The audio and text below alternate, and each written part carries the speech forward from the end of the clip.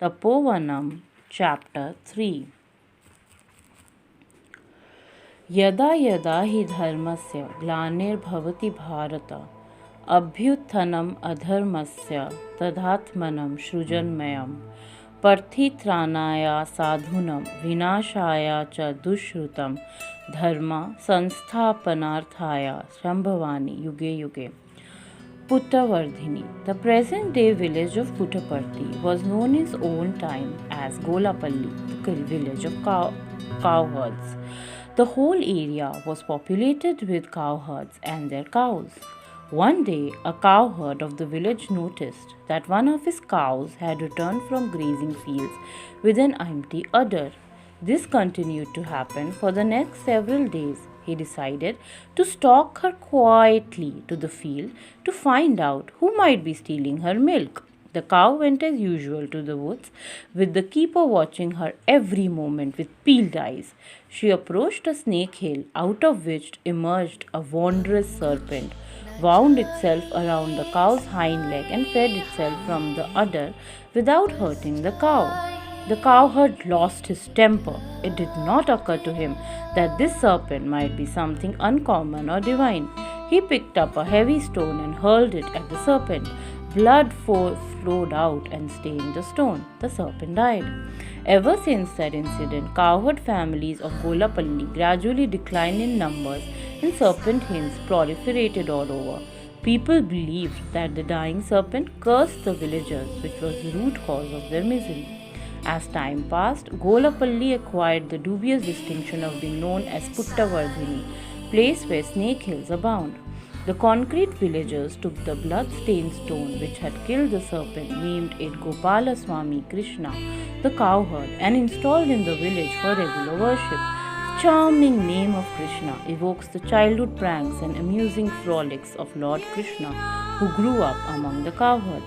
As a boy, he playfully stole milk, butter, and curds to feed himself and his cohorts and playmates. The villagers worshipped the stone as Krishna, the cowherd, as an act of penitence and atonement. Soon enough, the village prospered and grew and came to be known as Puttaparthi. During the reign of the great ruler Sri Krishna Devaraya of the Vijayanagar Empire, it earned renown as a stronghold of brave warriors who lent their services to the royal forces. A temple was built and elaborate arrangements were initiated for regular rituals of worship in the traditional manner, that is, offer of puja, lighting of the sacred lamp, offer of incense and naivedyam to the deity, and so on. The prosperity of the village grew more and more. After the advent of Bhagwan Sri Satya Sai, he confirmed the divinity of the deity. At his instance, bathing of the deity, abhishekam, and application of sandalwood paste all over were introduced. To the wonderment of the devotees, the stone revealed the divine form of Krishna with flute in hand. There is in Puttaparthi a distinguished and devout family with the name of Ratnakar. A great saint called Venka Avadhuta was one of their ancestors. The paternal grandfather of Satyasai, named Kodamma Raju, was a highly devoted and evolved soul and led a life of devotion to God. He could recite from memories and verses from the sacred epics of Sri Bhagavat and Ramayana. Inspired by a dream, he built a temple for goddess Satyabhama Devi, the consort of Lord Krishna. It is now known in Puttaparthi and Satyamma's temple. Lakshmana was Kodamma Raju's wife. The saintly couple had two sons. In memory of Venka Avadhuta, they were named as Peda, that is, the elder Venkama Raju, and Chinna, the younger Venkama Raju. Both of them, like their fathers, became accomplished stagers of devotional verses and songs. Ishwaramma. Some close relatives of Kodamba Raju were residing in a village called Kolimkunta in the Koilkunta Taluka of Kurnool district. Their family name was Maseraganda. Subba Raju of that family built a temple for Lord Shiva in his village. While the temple was under construction, Subba Raju was blessed with a female baby whose name was Namagiri. While returning from pilgrimage, Konama Raju happened to visit the village. He was distressed to find that his relatives were leading uneasy lives due to the deprecation of dacoits active in that region. He invited them to come over and to take permanent residence in the village of Karnatak, Nagapalli on the other bank of the river Chitravati, right opposite to Puttaparthi, which he said would be a safe haven. As an added incentive, he gave his words that he would accept Namagiri as his daughter-in-law. The Misaraganda family soon shifted and settled down in Karnataka, Nagapalli, and took up farming. As divinely ordained, Subbaraju's daughter was wedded to Peda Vankama Raju. Not quite pleased with the name of his daughter-in-law was given by the parents, Kodama Raju changed it to Ishwaramma, mother of Lord Ishwar, that is Lord Shiva. That name eventually proved not only quite appropriate but prophetic. The devout couple begat a son Sheshma Raju and two daughters Venkamma and Parvathamma. To the great distress of Lakshmana, 4 miscarriages followed. She earnestly prayed to God to bless her family with another child. Swami's incarnation. The moment of divine fulfillment was about to dawn.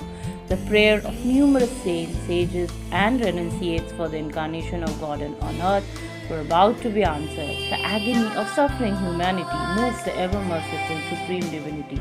Ishwaramma was again pregnant for the 8th time. Quite significantly, Lord Krishna was born as the 8th child of his mother, Devaki Devi.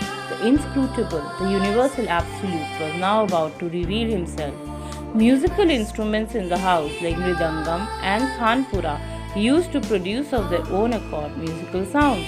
People were surprised and also delighted at the extraordinary occurrence, but at the same time, they were confused and concerned.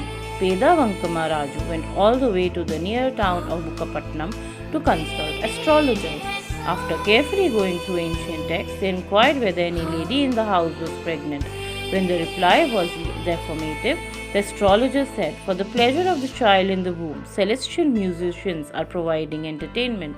When divine incarnations are about to take place, such unusual incidents happen."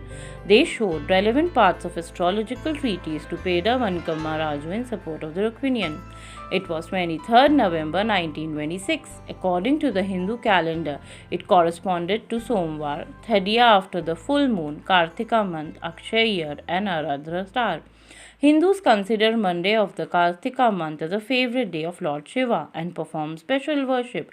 From 4 am that day, Lakshmamma was deeply absorbed in the Vratam of Lord Sri Satyanarayan Swami being performed in the near house of the Purohit. She was called several times as her daughter-in-law's delivery was imminent, but she ignored the calls. She decided not to return home without seeing the puja through and receiving the puja prasadam. She sat through and indeed carried the